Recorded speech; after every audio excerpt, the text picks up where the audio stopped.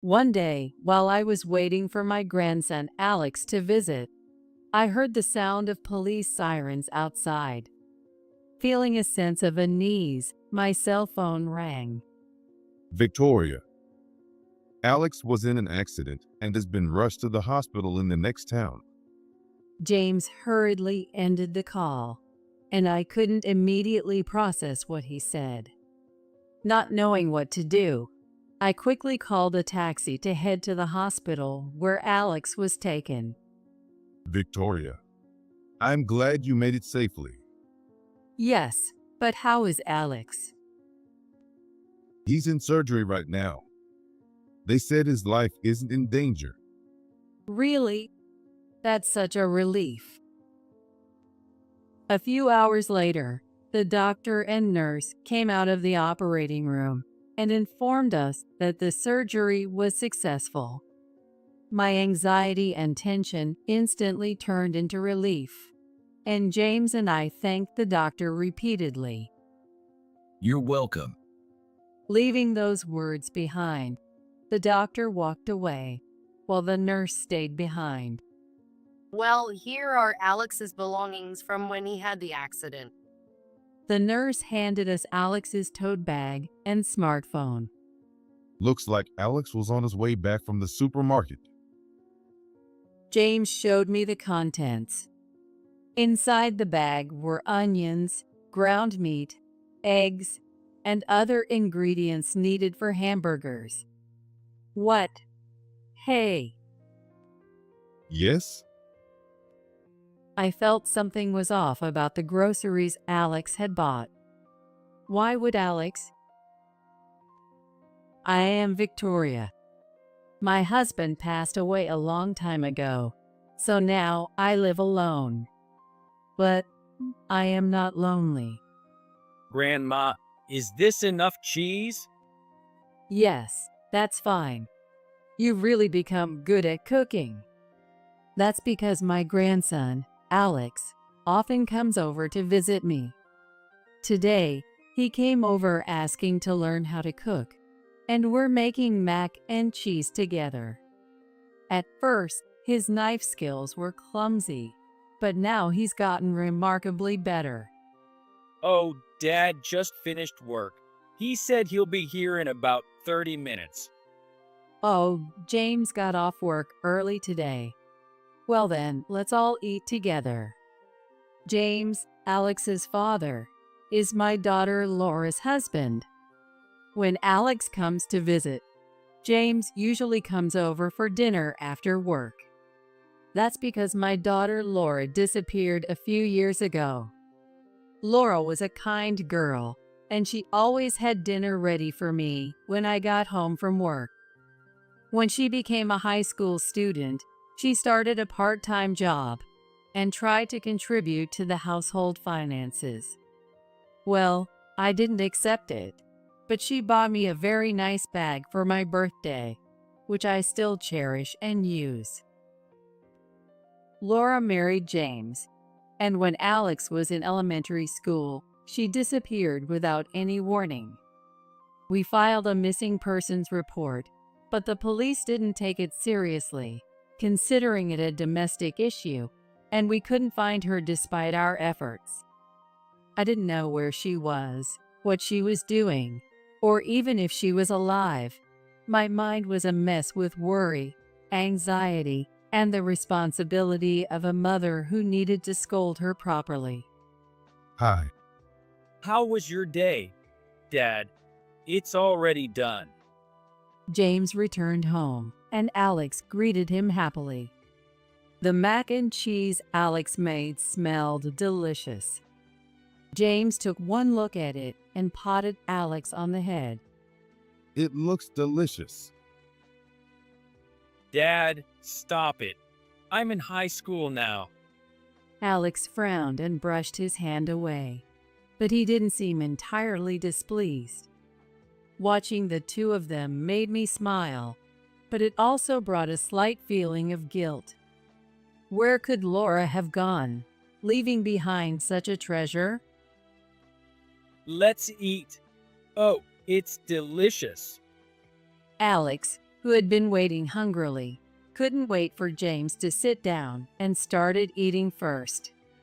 He always eats so heartily that it fills me with joy. He's a growing high school boy, so he needs to eat a lot. After James sat down, I started eating too. Today's dinner is mac and cheese and salad. The mac and cheese Alex made was delicious. The salad I made only had greens because all three of us disliked tomatoes, but they both ate it happily.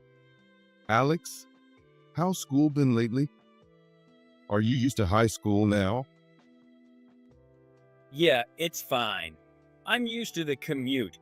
Have friends, no problems. Oh, Grandma, can we have hamburgers for dinner tomorrow night? Tomorrow? Sure. Don't you want to hang out with your friends? No, learning to cook is more important. Alex used to visit about once a week, but the visits gradually increased, and now he comes over almost every day after school. He doesn't seem to be in any clubs, and when I ask why, he just says he wants to learn to cook and doesn't elaborate. I think he should enjoy his once-in-a-lifetime high school experience more, but it's his way of being considerate. Thanks to that, the three of us get to have dinner together and enjoy lively evenings. Except for that one empty seat. One day, Alex contacted me during the day. I'll come over at 5 p.m. to make dinner. Alex usually contacts me in the evening. Did his school finish early today? Maybe he's hanging out with friends in the afternoon and will come later. I thought casually. I was home all day, so there was no issue, and I replied, "Got it." But evening came and Alex didn't show up. It's usually no later than 6 p.m. when the doorbell rings, but it was already past 7 p.m. I started to worry and called him, but he didn't answer. When I stepped outside, I heard police sirens in the distance. That sound gave me a bad feeling, and at the same time, I overheard my neighbors talking nearby. A high school student involved in a car accident? No way. A sense of dread grew inside me, making my spine tingle, and I felt dizzy. At that moment, my cell phone vibrated in my pocket. With trembling hands, I looked at the screen and saw it was a call from James. "Hello." Victoria, I just got a call that Alex was in an accident and has been rushed to the hospital in the next town. I'm heading there now. I need you to come too. The address is... James hurriedly ended the call. My legs gave out, and I sank to the ground. My husband passed away. Laura disappeared, and now Alex. I could only feel fear as people around me kept disappearing. I wish it had been me in that accident instead of Alex. Then I could see everyone and live happily with my family again. Such thoughts kept coming to mind, and I was horrified by my own thinking. I realized my mind was nearing its limit. I can't bear losing another loved one. Summoning all my strength, I stood up, called a taxi, and headed to the hospital James mentioned. I pushed aside the dark thoughts that had been swirling in my mind and just prayed for Alex's safety. The journey to the hospital, which should have taken about 10 minutes, felt like hours to me. As soon as I got out of the taxi, I hurried to the waiting room James had told me about. When I opened the door, James was sitting in a chair, staring at the floor with a sigh. He looked up when he noticed I had entered. Victoria, I'm glad you made it safely. Yes, but how is Alex? He's in surgery right now. They said his life isn't in danger.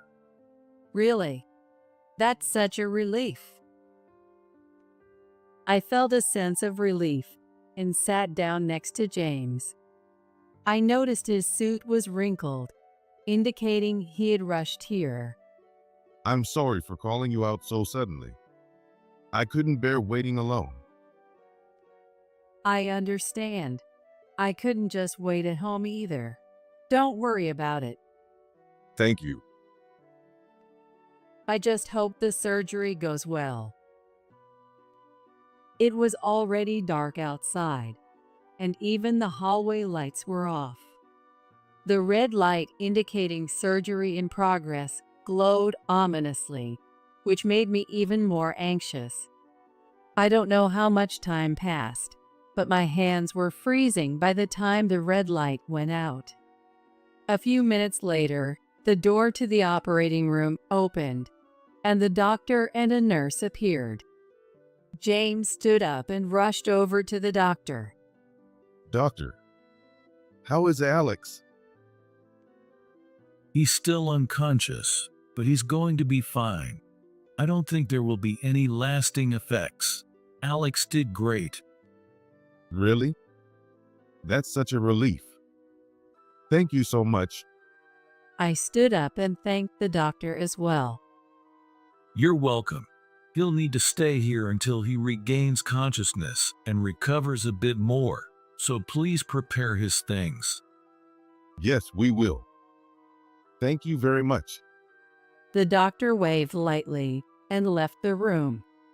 He looked very reliable from behind, and I thought that I could continue to entrust him to treat Alex. Well, here are Alex's belongings from when he had the accident. The nurse handed James Alex's tote bag and smartphone. Excuse me. Then the nurse followed the doctor. Alex was on his way back from the grocery store. Really, I can't help but love him. James showed me the contents of the bag with a sad smile. Inside were onions, ground meat, eggs, and other ingredients needed for hamburgers. And on top of everything was a slightly squashed, bright red tomato. What? I noticed something odd. Why would Alex buy a tomato? None of us can eat it. Neither Alex, James, nor I liked tomatoes. The only one in the family who could eat tomatoes was Laura. As this question crossed my mind, Alex's smartphone received a notification. It was a chat notification from social media, showing the contact's profile picture. However, the phone was locked with a password, so we couldn't see the content. His friend, maybe? I recognize this picture. Could it be? James muttered as if he had a sudden realization and tried to unlock the phone. Hey, isn't it a bit intrusive to look without permission? Ignoring my words, James entered 0621. Then, the lock screen opened. That number. It's Laura's birthday. Alex has been asking a lot about Laura lately, so I thought maybe. James tapped on the recent notification to check the message. This park in the photo was Laura's favorite. We used to go there a lot on weekends with Alex. Scrolling through the chat history, James spoke with certainty. The person he's chatting with is Laura. No way, it can't be. James showed me the definitive chat messages. Didn't you say you have a son? Yes, he's about your age. I'm sorry for hiding this, but my name is Alex. After talking with you so much, I'm sure now. You are Laura, my mother, right? Alex? Is it really you, Alex? At first, Laura was skeptical, But as she listened to him more, she became convinced, and their conversation grew more lively. They talked about recent school events, about James, and about me as well. However, Laura repeatedly insisted that Alex must not tell us about her. Laura seemed very cheerful in their chats, which reassured me as a parent, but I was more curious than ever why she had disappeared. This is the latest conversation. James showed me the messages from yesterday and today. School ends in the morning today. Can I come to your place? Sure, but keep it a secret from everyone. Yeah, I'll come by in the afternoon then. Okay, I'll be waiting. Now I understood why Alex had bought a tomato. Alex had been in contact with Laura through social media for a while, and once he was sure she was his mother, he planned to visit her today with a tomato she likes. Indeed, the place where Alex had the accident was in the opposite direction of my house. Alex, it's already evening. What's going on? Are you okay? Messages like this had been coming in since early afternoon. Then I saw the latest notification. I'm sorry. I suddenly felt unwell, so I'm heading to the hospital now. Can we meet another time? That was the last message of the day. I felt a mix of emotions. I was relieved that Laura was alive, yet also sad and confused about Alex's accident. From this profile, it looks like Laura lives nearby. Really? Yes. Since she said she was going to the hospital today, it might be this one. That's right. This is the only major hospital around here. Hearing James' thoughts made my body heat up suddenly. I might see Laura for the first time in years. Alex would surely be thrilled too. But before that, I needed to confirm the facts with Alex. I went home and fell asleep, praying for Alex's recovery and Laura's safety. For the next few days, we took turns watching over Alex and searching for Laura. Even when we asked the reception desk, they couldn't give us any patient information, so we started asking patients directly. One day, James burst into Alex's hospital room, out of breath. Victoria, I found out. Laura is admitted in room 505 of this hospital. She's been in and out of the hospital for the past few years. What? Is she sick? We don't know yet. But James slowly turned to Alex, who was still unconscious. He gently held Alex's limp hand. finally, this day has come. I can see Laura. Right, Alex? You want to see your mom too, right? Thank you for finding her. James repeatedly expressed his gratitude to Alex, tears streaming down his face. Victoria, I'm going to Laura's room now. What about you? Go ahead. I'll stay here with Alex. Thank you. I'll be back soon. With a slightly red nose, James left the room. Honestly, I wanted to see Laura as soon as possible too, but I held back. I wanted James and Alex to have this moment because they had both worked so hard for Laura, endured so much loneliness, and now their tears showed their deep love for her. I was genuinely happy as a mother to see how much they cared for Laura. I didn't want to interfere with their reunion. After that, as I was tending to the flowers in Alex's room, I heard a faint voice. Grandma. I turned towards the bed, thinking it couldn't be, and saw Alex's eyes slightly open. Seeing this, I immediately rushed to his side. Alex, I'm so glad. Wait, I need to call the nurse right away. Where's Dad? Oh, right. I need to contact James too. Where is he? He's at work right now. He had an important meeting he couldn't miss. I see. Alex murmured and smiled. But he'll come right away once he hears you've woken up. I didn't know why I lied about James being at work, but I thought it was important to confirm things about Laura with Alex first. I felt a bit guilty making Alex talk when he had just woken up and was still struggling to breathe. Then the doctor and nurse came in, and I had to leave the room for the examination. Soon after, James arrived. Is it true he woke up? Yes, the doctor is with him now. Thank goodness. That's such a relief. I noticed that James's face was even redder than before, and his eyes were slightly swollen.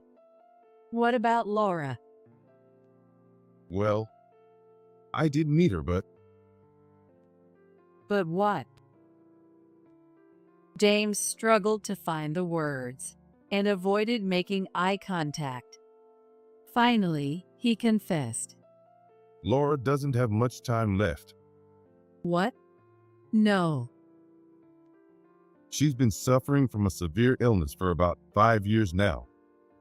The fact that she's still alive is a miracle. When Alex had his accident, she was also rushed to the hospital. James tried to smile, but it was a sad and pained expression. After finally finding her, having to say goodbye so soon is just too sad. The moment I saw her, Laura scolded me. She said she left because she didn't want to cause any trouble. Laura was always so kind. I took advantage of her kindness, but I should have realized sooner. I failed as a husband. Don't blame yourself. Laura wanted you all to be happy. I'm sure of it. You're right. James's self-reproach mirrored my own feelings. Laura was always so kind and selfless. That's why we should have been more attentive. We should have looked harder for her, like Alex did. But it's too late for regrets. So, I want to make the remaining time meaningful for Laura and Alex. I resolved to do just that, clenching my fist tightly. A few days later, Alex fully regained consciousness and began his rehabilitation. Being in the hospital is boring. I'm feeling better and want to get back to school soon. Alex said nonchalantly. It might be time to talk. I decided to bring up the topic of Laura. By the way, Alex, where were you headed that day? It was in the opposite direction of my house. Oh, that. I was going to the supermarket in the next town. It's big and cheap, but it's far from your place, so I thought I'd go there. His eyes were shifty as he said that. Alex, tell me the truth. The truth? What do you mean, Grandma, all of a sudden? I'm sorry, Alex, but we know everything. You were going to see Laura that day, weren't you? Alex's shoulders jerked, and he looked at me in surprise. How do you know? Did you go through my phone without permission? He glared at me with a look that said, "You've got to be kidding me." I had never seen Alex look at me like that before, and it surprised me a little, but I knew I couldn't back down now. I'm sorry about that. A notification came in while you were sleeping, so... But still, you shouldn't have. No, it's not your fault, Grandma. Sorry for raising my voice. Alex's shoulders slumped, and he looked out the window. When I was in middle school, Dad would have nightmares at night, calling out, "Laura, Laura." So I felt like I had to do something and started searching. Alex began to speak slowly. At the time, I thought it was impossible to find her. Honestly, finding Mom's account was a miracle. I looked at her posts, chatted with her, and became sure. How did you know for sure? Mom has a scar on her wrist, right? Yes, she burned herself with a frying pan when she was young, and it never went away. When Laura was in middle school, she greeted me with a bandaged wrist when I came home from work, and I was shocked. I rushed her to a dermatologist who prescribed an ointment, but it left a permanent scar. She didn't seem bothered by it, but I always felt guilty. There was a picture of a drink posted on her account, and you could see that scar, and her hobbies and her love for tomatoes. Everything matched. Alex spoke with a bit of pride. Children's reasoning and determination can sometimes surpass that of adults. That day, we talked a lot and confirmed each other's identities, so I went to see her. On the way, a car hit me. So that tomato was for. Yeah, for Mom. She eats tomatoes every day. I wanted to bring her the best ones. Sorry for not telling you. It's okay. I gently patted Alex's head. But I'm in high school now. Alex muttered shyly, but I pretended not to hear. I really wanted to tell you and Dad sooner, but Mom insisted I shouldn't. Maybe she didn't even want to see me. That's not true. It is. Mom seemed to be hiding something, but I still want to see her. Alex's determined eyes met mine, and I felt a bit intimidated. I still haven't seen Laura. If Laura left to avoid causing trouble, visiting her now would undermine all her efforts over the years. So while James has been visiting her frequently since then, I've asked him not to let her tell that I know about it. Laura has been unwell since being rushed to the hospital. If Laura wants to keep her condition a secret from Alex, I can't take him to see her. Hey, where's Dad today? Well, work. That's a lie. I know he took time off. He's visiting Mom, isn't he? Is she in this hospital now? Why do you think that? Alex's question made me break into a cold sweat. My response could change their future. I overheard he talking to a nurse in the hallway. Please, I want to see Mom. Let me go see her. But Please, Grandma. You want to see her too, right? Let's go together. And don't forget the tomatoes. Alex's straightforward words left me speechless, and before I knew it, I was standing in front of room 505 with him, holding some tomatoes. Alex knocked on the door. From inside, I heard Laura's familiar voice. Mom. Alex opened the door and immediately went to Laura, who was lying in bed. In that instant, Laura hid her face under the blanket. James, who was standing nearby, turned to us in surprise. Alex, how did you? Mom, I'm sorry. I couldn't make it to you that day. I broke my promise. I'm so sorry. Alex, stop. This person, she's not Laura. Mom, I've learned to cook so many things with Grandma's help. I can make anything you want. Alex, enough. Alex tried to pull the blanket away, while James desperately tried to stop him. Ouch! But Alex must have touched an injured part, as he cried out and clutched his arm. James also looked worried and stopped moving. Mom, why won't you look at me? I'm in high school now. I can't let you see me like this. I'm sorry, Mom. I knew you were sick for a long time. You pushed yourself to see me that day, didn't you? You're not a burden. Please. Alex slowly pulled the blanket back. James didn't stop him anymore. There she was, unmistakably Laura. Years had passed, but her features hadn't changed. However, she was noticeably thin, pale, and obviously unwell. Long time no see, Alex. Laura looked at Alex with eyes that seemed to see a treasure, yet there was a hint of sadness. You've grown so much. Don't cry like that. I hid away because I didn't want to make you look like this. I didn't want you to see me like this. You're not uncool. I'm sorry, Mom. Why are you apologizing? I should be the one apologizing. I was so surprised when you contacted me, but I was happy. I'm sorry for leaving you alone. I wasn't alone. I had Dad and Grandma. That's true. Thank you, Mom. I'm sorry for disappearing suddenly. Really, you're something else. I'll have to give you a proper scolding later. Oh no, Mom's lectures are so long. Laura joked, laughing.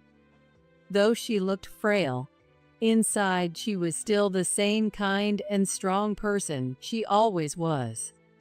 She was a very kind person who always put others before herself.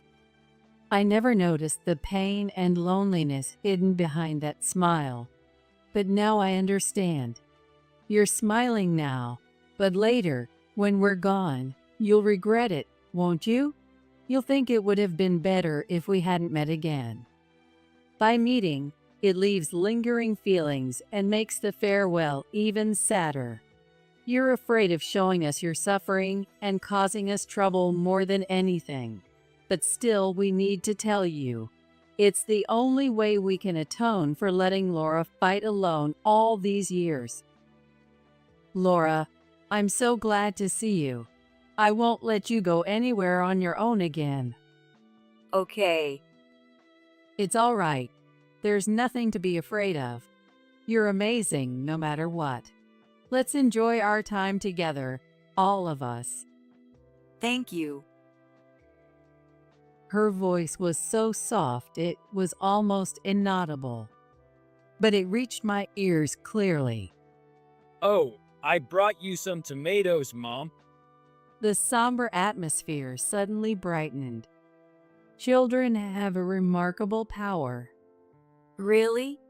Let's all eat them together. But everyone else doesn't like tomatoes. Come on, no one should have picky tastes. We'll all overcome it together. At Laura's encouragement, we all ate tomatoes together. Alex seemed to have already gotten over his dislike of tomatoes and ate them with gusto.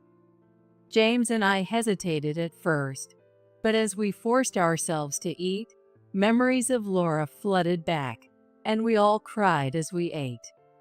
For the first time in my life, I thought tomatoes were delicious. Laura's health improved a little, but then worsened again, a cycle that repeated itself. A week after our reunion, Laura passed away. Until she lost consciousness, she talked a lot to make up for the time we had been apart. And in the end, we were all together as a family. After that, Alex was discharged and was able to attend the funeral, walking normally. Following Laura's wish for a modest gathering, we held a family funeral and prepared plenty of tomatoes. We explained everything about Laura's situation to James's parents and apologized. They were very kind and offered their support. Though the number of attendees was small, it wasn't a simple affair. Each person loved Laura dearly, and she was a source of pride for us all. Since then, Alex and James have moved in with me. We learned from Laura the importance of spending time together, From now on, I want to be together always. But I still carry a lot of regret. While I was happy to see Laura one last time, the sadness of losing her right in front of me was overwhelming. Above all, I hated myself for not knowing about her illness and not being able to do anything for her. One day, Alex brought me some tomatoes and said, I want to be a doctor, a farmer, or a chef. I want to save people like Mom if I become a doctor, grow tomatoes that made Mom happy if I become a farmer, and make people smile with the dishes you taught me if I become a chef. Alex, Watch and see what I become. So you need to stay healthy until then. Here, have the tomatoes. See you later. with that, Alex went back to his room. Sometimes, children touch the deepest parts of our hearts. But it's also true that Alex has been saving me. Maybe I'll make pasta with this tomato today. Before I knew it, our family had become one that loves tomatoes.